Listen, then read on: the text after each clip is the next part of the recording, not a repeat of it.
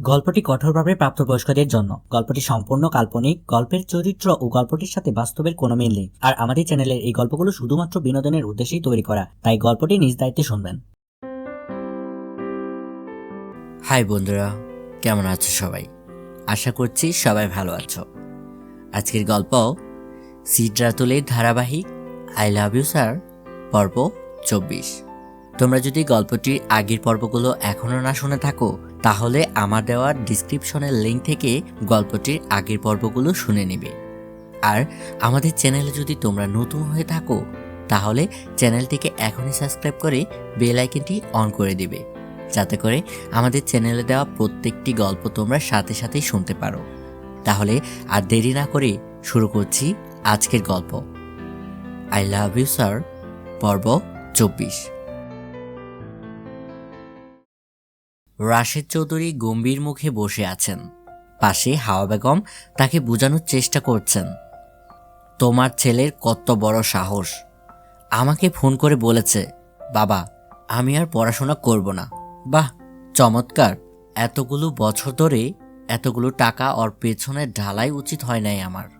বাসায় গিয়ে ওর একটা ব্যবস্থা করছি। তুমি থামো তো, এটা হাসপাতাল, এখানে মাথা গরম করো না। ওর কি সমস্যা সেটা না হয় আমি কথা বলে জেনে নেব। ওর কোনো সমস্যাই নেই, সব নাটক। আসল কথা, ও পড়াশোনা করবে না, সারাদিন ফোন চালাবে, টিভি দেখবে আর বন্ধুদের সাথে আড্ডা দিবে। কিন্তু আমিও রাশেদ চৌধুরী, তা মনে রেখো হাওয়া। মনে আছে মনে আছে, এখন মাথা ঠান্ডা করুন। ওই ওই তো আবির বাবা এসেছে। তুমি তুমি একটু যাও, আবিরের সাথে আমার কিছু কথা আছে। আমি থাকলে কি সমস্যা? সমস্যা আছে মানে সমস্যা আছে, তুমি ওসব বুঝবে না। এখন যাও। হাওয়া বেগম চলে গেলেন। আবির আসলো। রাশেদ চৌধুরী আবিরকে ডাকলেন। তারপর তাদের মধ্যে আলোচনা হলো। একজনকে ছাড়াই তারা তার জীবনের সিদ্ধান্ত নিল। অনেকক্ষণ ধরে কথা চলল। তাদের মধ্যে কি কথা হয়েছিল তা আপনারাও জানতে পারবেন। গল্পের জবনিকা পতন হতে তো আর বেশি দেরি নেই। আবির রিহানের কেবিনে আসলো। সবাই আছে এখানে, রাশেদ সাহেব, হাওয়া বেগম, মুগ্ধ, অর্ক, নীলাসহ সবাই আছে। শুধু আবিরের দু চোখ যাকে খুঁজছিল সেই নেই। আবির একা হাসপাতালের বারান্দায় দাঁড়িয়ে আকাশ দেখছে। বিদ্যুৎ চমকাচ্ছে, খুব জোরে বাতাসও বইছে। মনে হচ্ছে আজও ঝড় উঠবে, খুব ঝড়। এক পা দুপা করে এগিয়ে আসলো মুগ্ধ। একটু কথা বলতে পারি স্যার? বলো মুগ্ধ।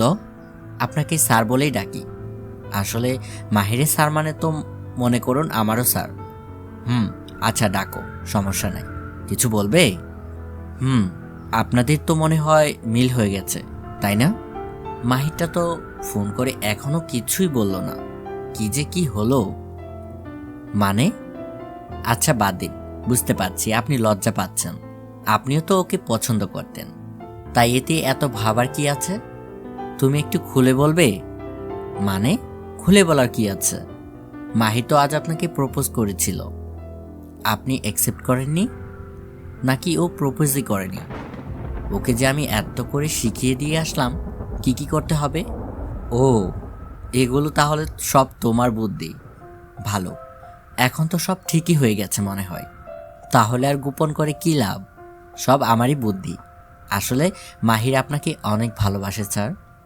আমি শুধু আপনাদের মিলিয়ে দেওয়ার জন্য একটু বুঝেছি। কিন্তু মাহিরকে নিয়ে আসলেন না যে সাথে? আপনারা একসাথে ছিলেন না এতক্ষণ? না। আচ্ছা বাদ দিন, আপনারা দুজন মিলে গেছেন, আমি এতেই খুশি। বলেই চলে গেল মুগ্ধ। রাত 11টা। আবির হাসপাতাল থেকে বাসায় ফিরছে। ঝড় শুরু হয়ে গেছে। প্রচণ্ড বাতাস সহ বৃষ্টি হচ্ছে, মাঝে মাঝে বাজ পড়ছে।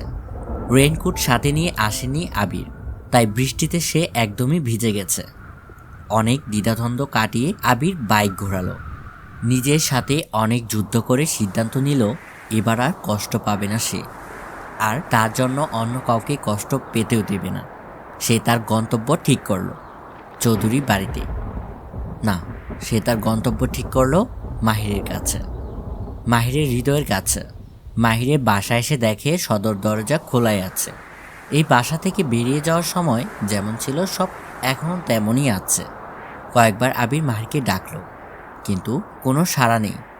মাহিরের ঘরে দেখলো, রিহানের ঘরও দেখলো, সারা বাসায় দেখলো, মাহির কোথাও নেই। হঠাৎই দেখলো ছাদের দরজাটা খোলা। সিঁড়ি ধরে ছাদে উঠল আবির। আকাশ ভেঙে বৃষ্টি পড়ছে, আর হঠাৎই আলোর ঝলকানিতে আর গগনবিদারী গর্জনে কেঁপে উঠছে চারপাশটা। আবির এগিয়ে গেল মাহিরের কাছে। মাহির ছাদের রেলিং ধরে দাঁড়িয়ে আছে নিঃশব্দে।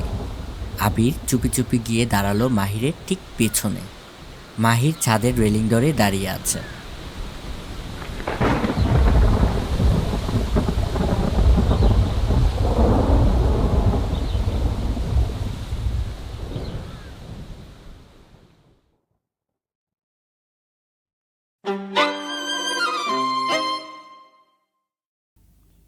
বন্ধুরা, শুনছিলে আই লাভ ইউ স্যার পর্ব 24। আজকের এই পর্বটি তোমাদের কাছে কেমন লাগলো সেটা কমেন্ট করে জানাতে একদমই ভুলবে না, আর গল্পটি লাইক দিতে তো আরও ভুলবে না। শীঘ্রই ফিরছি গল্পটি পরবর্তী পর্ব নিয়ে। সে পর্যন্ত সবাই ভালো থেকো আর বাংলা স্টোরির সাথেই থেকো। বাই।